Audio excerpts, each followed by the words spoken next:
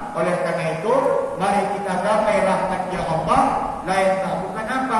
Mari kita tingkatkan kualitas takwa kita kepada Allah Subhanahu wa taala, baik itu ibadah sunnah maupun itu ibadah yang wajib. Itu yang pertama. Yang kedua apa? Yang kedua dikenal dengan bulannya berkah. Di mana keberkahan ketika kita di bulan Ramadan? Salah satunya keberkahan itu adalah ketika kita berpuasa sampai kita nanti berbuka puasa. Makanya kata Rasul, 5 menit sebelum berbuka puasa sunnah kita menghadap hidangan. 5 menit sebelum berbuka puasa disunnahkan kita menghadap hidangan. Namun kalau menghadap kubur, jangan pada tengok orang makananku. Ini kadang ada orang ini yang mana cocok jadi musuh kali ikat patah beliau. Anak atau berbuka seru ini. Disunnahkan 5 menit sebelum berbuka puasa. Makanya kata Rasul apa? Ketika kita membatalkan puasa itu, salah satunya apa? Berseiringan yang dilakukan Rasulullah ketika dia membatalkan puasa. Apa itu? Dengan memakan kurma. Makanya Rasulullah itu ketika berbuka puasa, dia makanannya membatalkannya dengan memakan kurma. Yang kedua apa? Minumannya yang sering dilakukan Rasulullah ketika berbuka puasa itu apa? Ia masukkan kurma ke dalam gelas, ia letakkan air panas, ia tutup, maka kurma itu akan salah satunya air itu akan berubah warna, dan itulah yang diminum Rasul. Dan salah satunya apa? Itulah yang dapat menghilangkan penyakit yang ada di dalam tubuh kita ini. Itulah disunnahkan Rasul. Bahkan Rasulullah kalau berbuka itulah yang ia makan dan ia minum. Kita terbalik. Kita kalau berbuka, sayur, tawisi, risol, semuanya kita makan. Makanya kalau berbuka itu jangan kalau berlebihan. Karena kenapa? Salah satunya kalau kita memakan berlebihan inilah yang membuat kita malas beribadah. Betul? Kalau makan banyak, tak ada lagi sholat tarawih. Tak sholat tarawih apa? Oi, ada pohon ini kau tengok. Semua dari orang makan. Makanya apa? Salah satunya apa?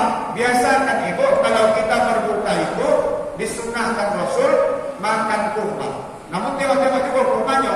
Aku mohon aku boleh kurma. Kubuat yang disunnahkan Rasul. Ku letakkan kurma itu ke dalam gelas. Ku siram pakai air panas. Tapi kurma yang murah.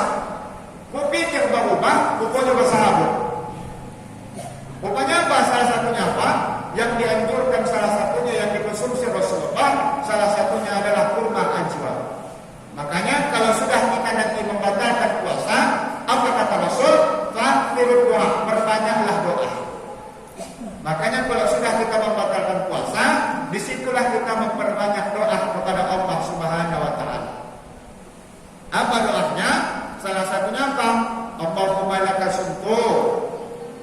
Ada juga doanya sahabat. Ustaz boleh bahasa Indonesia? Boleh, silahkan. Tapi ketika kita sudah membaca tadi Allahumma lakasumtu. Apa doanya? Ya Allah, berkahi umurku ya Allah. Karena kenapa? Keberkahan umur itulah salah satunya Allah berikan kita kesehatan agar kita bisa beribadah, terkhusus menjalani puasa di bulan Ramadan. Itu yang kedua. Yang ketiga apa? Di bulan Ramadan salah satunya apa? Dikenal salah satunya dengan Lailatul Qadar. Lailah malam qadar kemuliaan. Makanya para ulama kita dahulu yang mereka inginkan ketika berada di bulan Ramadan, bagaimana mereka bisa berdoa di Lailatul Qadar pada malam kemuliaan tersebut. Makanya kalau mau melihat kualitas keimanan seseorang itu, bukan hanya dilihat dari segi ibadah, bukan hanya sholatnya, bukan hanya zakatnya, baik tahajudnya, duhanya, tidak. Namun dilihat kualitasnya bagaimana ia menyambut bulan Ramadan tersebut. Makanya nenek-nenek kita dulu, kalau sudah menyambut bulan Ramadan, orang itu sibuk tautan. Mengambil tautan, orang itu mengambil kayu api, menyiapkan bekal untuk 1 bulan itu agar kita lebih dekat beribadah kepada Allah Subhanahu wa taala. Karena kenapa? Mereka ketika menyambut bulan Ramadan, hati mereka gembira, senang hati mereka.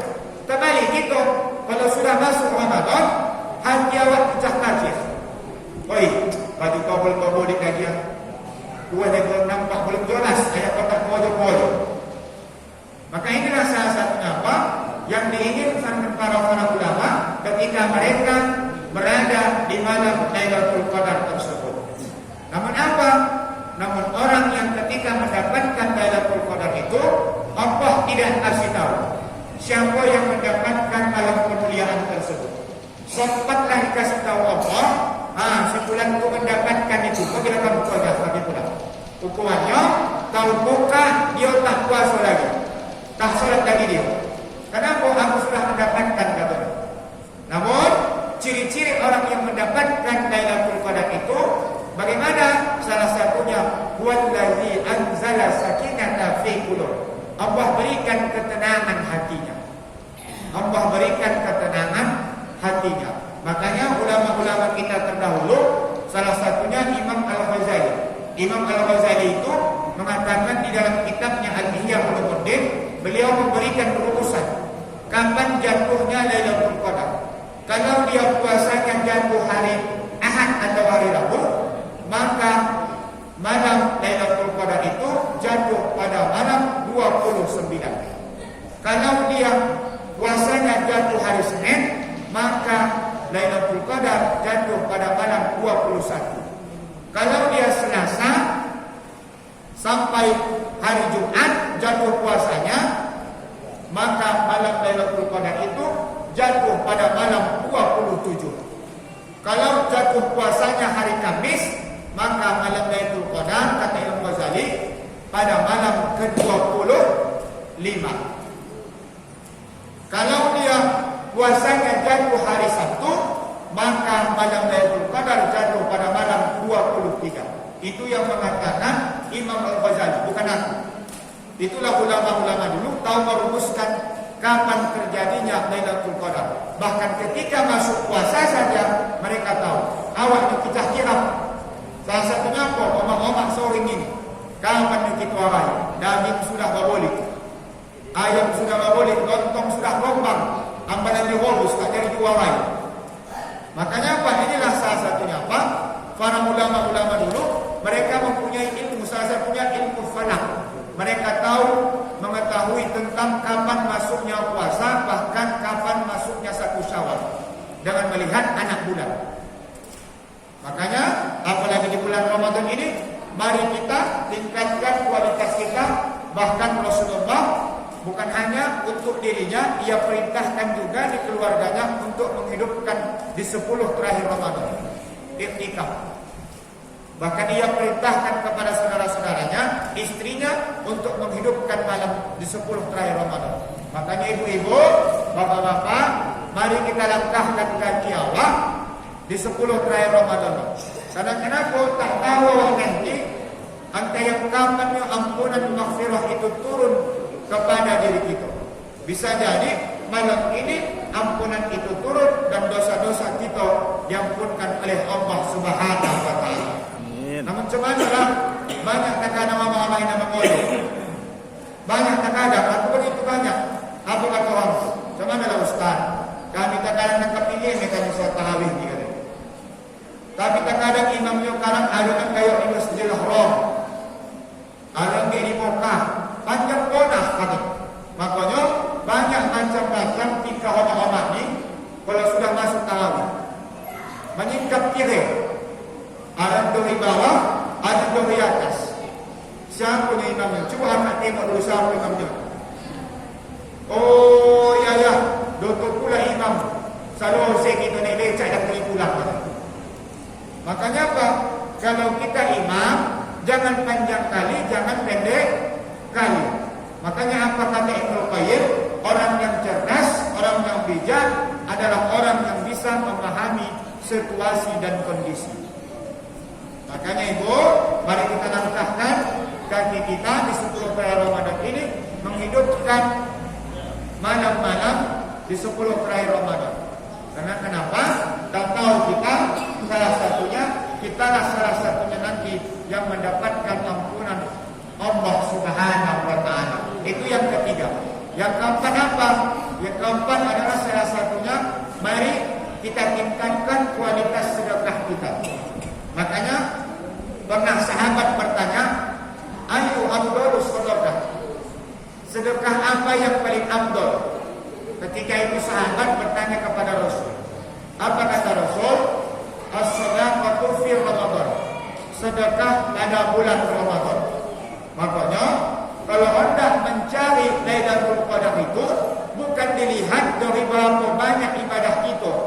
Bukan hanya ibadah saja kita nak mendapatkan Lailatul Qadar, tidak. Namun cara satunya mencari Lailatul Qadar itu yaitu kita peduli kepada saudara-saudara kita, terutama kepada anak-anak yatim maupun fakir miskin. Karena kenapa? Karena kata Allah, "Huwallazi anzala sakinata fi qulub." Tanda-tanda orang yang mendapatkan Lailatul Qadar itu Allah berikan ketenangan. Makanya kalau sudah Allah sonang mengasihi orang yang membutuhkan bantuan Allah, anak yatim fakir miskin, maka Allah berikan salah satunya ke dalam dirinya ketenangan. Namun ingat, kalau nak bersedekah ni salah satunya apa? Perbaiki niat awak. Ini terkadang banyak nama mama ni nak bersedekah salah niatnya. Dikasihnya kadang 2,000 perak, namun banyak permintaan. Salah satunya apa? Ini untuk kalian lah. Doakan buah tahun ni boleh tanah kami duduk pula buah boleh mencari tahun 2024 ni. Kata pula lagi dibuka mudah untuk perak. Makanya apa? Inilah salah satunya perbaiki niat awak. Jangan bersedekah awak hanya untuk mendapatkan imbalan. Namun bersedekah awak bagaimana kita mengharapkan ridho yang Allah.